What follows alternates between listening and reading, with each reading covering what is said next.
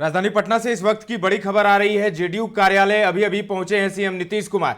जी हां, तस्वीरें सामने आई है, एक्सक्लूसिव तस्वीरें हम आपको दिखा रहे हैं। नीतीश कुमार, उनके साथ ललन सिंह हैं और जेडीयू के तमाम नेता, जेडीयू के प्रदेश अध्यक्ष उमेश कुशवाहा उनके साथ दिख रहे हैं आपको, विजय चौधरी भी हैं। तमाम नेता जेडीयू कार्यालय अभी अभी पहुंचे हैं और जेडीयू कार्यालय इस तरीके से नीतीश कुमार का पहुंचना और दिल्ली से बिना पीएम से मिले चले आना, कहीं ना कहीं चर्चाओं का बाजार गर्म है और सियासत तेज है। बिहार में सियासी पारा वैसे भी चढ़ा हुआ है। दिल्ली इलेक्शन के बाद सबकी नजरें बिहार पर हैं और पीएम मोदी भी बिहार आने वाले हैं। ऐसे में नीतीश कुमार दिल्ली जाते हैं। दिल्ली में एक पीएसओ, उनकी बेटी की शादी में शामिल होने नीतीश कुमार पहुंचते हैं। चर्चा थी कि पीएम मोदी से भी उनकी मुलाकात होगी, लेकिन बिना पीएम मोदी से मिले ही नीतीश कुमार रूटीन चेकअप के बाद आज पटना पहुंच जाते हैं। पटना पहुंचकर सीधे वो जेडीयू कार्यालय जाते हैं। अब जेडीयू कार्यालय क्यों गए हैं नीतीश कुमार, इसको लेकर तरह तरह की चर्चाएं हैं, तरह तरह के अटकलें लगाए जा रहे हैं कि आखिर क्या कुछ होगा, क्या खिचड़ी पक रहा है। इस पर जो है चर्चा हो रही है, लोग लिख रहे हैं, कह रहे हैं। नीतीश कुमार को लेकर अनप्रेडिक्टेबिलिटी हमेशा बनी हुई रहती है, संभावना हमेशा बनी हुई रहती है, संभावनाओं के दरवाजे खुले रहते हैं नीतीश कुमार के लिए। तो ऐसे में इस चुनावी साल में नीतीश कुमार पर सबकी नज़रें हैं, साथ ही बीजेपी के भी स्ट्रैटेजी पर नज़र है, क्योंकि बीजेपी ने भी ऐलान कर दिया है कि नीतीश कुमार के ही नेतृत्व में चुनाव लड़ा जाएगा। साथ ही चुनाव के बाद भी नीतीश ही सीएम होंगे, फिर चाहे बीजेपी की ही ज़्यादा सीट क्यों ना आ जाए। ये तय हुआ है, पार्टी मीटिंग में तय हुआ है। लेकिन आखिर ऐसी उदारता बीजेपी क्यों दिखाने को तैयार है, इस पर भी कई सवाल उठ रहे हैं। एक बीजेपी के वरिष्ठ नेता ने कहा कि विधानसभा में अलग और लोकसभा में एक साथ, ये एक गलत मैसेज जाएगा और सभी को कहा गया है कि जब नेतृत्व के सवाल पर पूछा जाए तो नीतीश कुमार ही कहना है। नीतीश नाम केवलम, यानी नीतीश कुमार ही, चुनाव से पहले भी, चुनाव के बाद भी। लेकिन इस तरीके से नीतीश कुमार का अभी अभी जेडीयू कार्यालय जाना, ये एक बड़ी घटना है और इससे सियासी पारा जो पहले से चढ़ा हुआ ही था और भी ज़्यादा चढ़ गया है। उधर आरजेडी भी पूरी तरीके से तैयार है। आरजेडी नेता तेजस्वी यादव हों या फिर आरजेडी सुप्रीमो लालू यादव ही क्यों ना हों, अपने बयानों से सियासी पारा चढ़ाते रहते हैं। बीते दिन तेजस्वी यादव ने नीतीश की दिल्ली यात्रा और पीएम मोदी से संभावित मुलाकात पर बड़ा बयान दिया था। उन्होंने कहा था कि डील लेकर गए होंगे नीतीश कुमार, हमेशा कोई ना कोई डील उनके पास जरूर रहता है।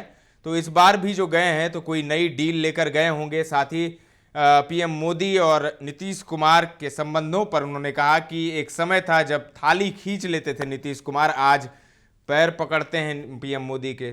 तो तंज कसा था तेजस्वी यादव ने और लालू यादव ने इससे पहले बयान दिया था, आपको याद होगा, कि नीतीश अगर आते हैं तो वो माफ़ करने के लिए तैयार हैं।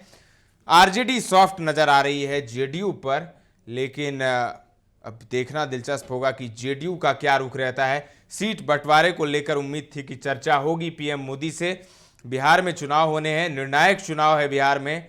ऐसे में सभी दल जो हैं अपनी अपनी तैयारी में लगे हुए हैं। लेकिन समीकरण पर अगर नज़र डालें तो क्या समीकरण होगा चुनाव में जाने से पहले, ये एक पहेली बनी हुई है, क्योंकि सीटों की किचकिच न सिर्फ एनडीए में है बल्कि महागठबंधन में भी है।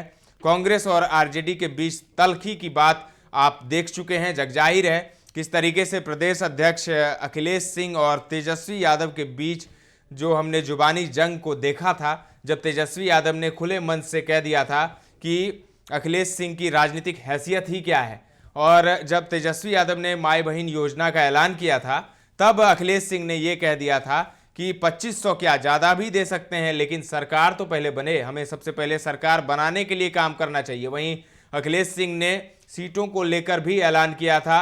उन्होंने कहा था कि 70 सीट तो हमें चाहिए ही, लेकिन जो इस बार सूत्र बता रहे हैं कि तेजस्वी 70 सीट देने के इरादे में नहीं है कांग्रेस को, वो इस बार ज़्यादा तरजीह लेफ्ट की पार्टियों को देंगे, वीआईपी को देंगे, मुकेश सहनी की पार्टी को।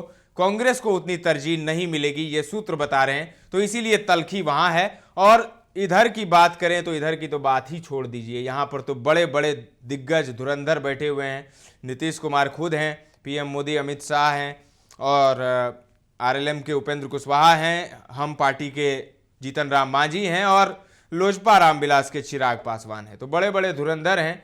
सीट सबको चाहिए ज़्यादा, लेकिन कितने सीटों पर बात बनती है। जेडीयू भी इस बार, नीतीश कुमार भी चाहते हैं कि जेडीयू उनकी मजबूत हो, 80 सीट कम से कम वो लोग जीतें, 1 या 2 नंबर पर उनकी पार्टी रहे, 3 नंबर पर ना रहे, और साथ ही मुख्यमंत्री की कुर्सी भी चाहिए।